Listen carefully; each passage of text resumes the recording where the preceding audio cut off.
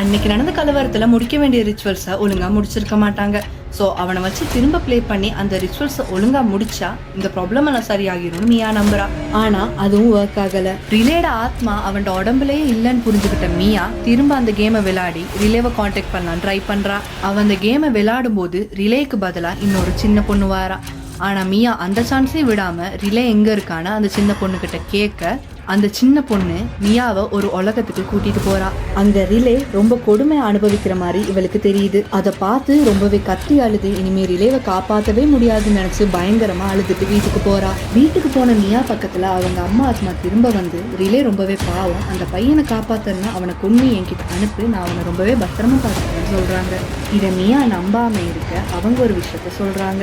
உங்க அப்பா தான் என்ன கொன்னதே, உங்க அப்பாவை நம்பாத, வேணும்னா பாரு இப்போ உன்னையும் கொல்ல மேலே வருவான் அப்படின்னு சொல்ல கரெக்டாக அதே டைமுக்கு அப்பா அவளை அடிக்க வர அப்பாவை கொன்னுட்டு இவ ஹாஸ்பிட்டலுக்கு கிளம்புறா. அங்க இருந்து எல்லாரையுமே டைவர்ட் பண்ணிட்டு ரிலேவை கூட்டிக்கிட்டு இப்படி ஒரு ஹைவேக்கு வந்து நிக்கிறா.